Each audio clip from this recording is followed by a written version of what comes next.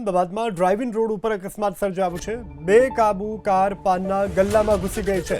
Petrol pump પાસે અકસ્માતની ઘટના બની છે।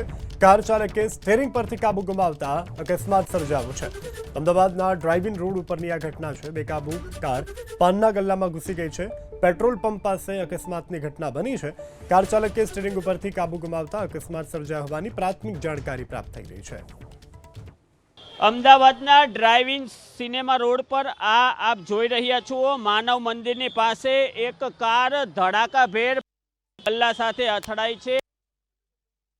કારના ચાલકે કારના સ્ટીયરિંગ પરથી કાબુ ગુમાવી દેતા કાર રોડની બાજુમાં આવેલી ડિવાઈડર કૂદી ગયું હતું અને આ કાર સીધી ગલ્લા સાથે અથડાઈ હતી। હું આ કારનો નંબર બતાવવા માંગીશ કે આ સ્વિફ્ટ કાર રાજસ્થાન પાસિંગની છે। RJ 27 TB 08446 નંબરની જે આ કાર છે તેમણે કાબુ ગુમાવી દેતા સીધી ધડાકાભેર પાન પાર્લરમાં ઘૂસી ગઈ હતી અને આ અકસ્માતને કારણે 2 થી 3 લોકો ઈજાગ્રસ્ત થયા હતા અને ઈજાગ્રસ્ત લોકોને હાલમાં 108 મારફતે સિવિલ હોસ્પિટલમાં ખસેડવામાં આવ્યા હોવાની પ્રાથમિક વિગત મળી છે। અને આપ આ સીધા દ્રશ્યોમાં જોઈ રહ્યા છો કે અકસ્માતમાં એક મોપેડને પણ નુકસાન થયું છે અને સમગ્ર ઘટના અંગે હાલ પોલીસ દ્વારા અકસ્માતની તપાસ હાથ ધરવામાં આવી છે અને અકસ્માતના જે કાનૂની કાર્યવાહી છે તે હાથ ધરવામાં આવી છે અને અકસ્માત અંગે આપણે સ્થાનિક લોકો સાથેથી જ વાત કરીશું।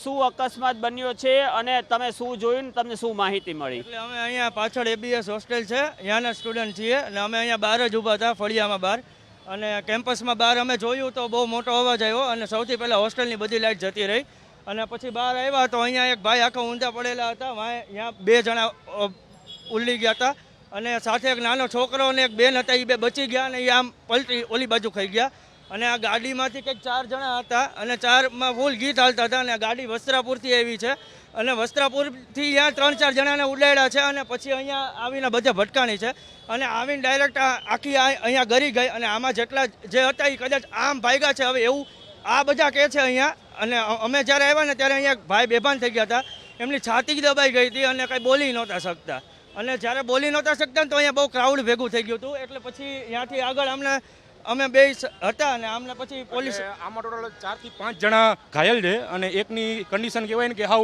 ક્રિટિકલ જેવી છે કે જેની ઉંમર 30 થી 35 વર્ષ જેવી હતી અને આ ઓલરેડી કહેવાય કે આલ્ફા મોલની પાસેથી એક જણને ટક્કર મારીને આવ્યો હતો, એના બીકમાં આ ઓલરેડી રોંગ સાઈડમાં આવીને 4-5 જણને ટક્કર મારી અને એક જણ તો અત્યારે ગંભીર હાલતમાં છે।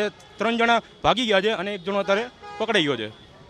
જે સ્થાનિક લોકોના જણાવ્યા અનુસાર આ અકસ્માતને કારણે આ ડીપીને નુકસાન થયું છે અને આ પાવર સપ્લાયનું જે ડીપી છે, જે સબસ્ટેશન મિની છે, તેને નુકસાન થવાના કારણે સમગ્ર વિસ્તારમાં પાવર કટ થયો છે અને પાવર કટને કારણે મોટાભાગના લોકો બહાર નીકળ્યા હતા, બહાર દોડી આવ્યા હતા।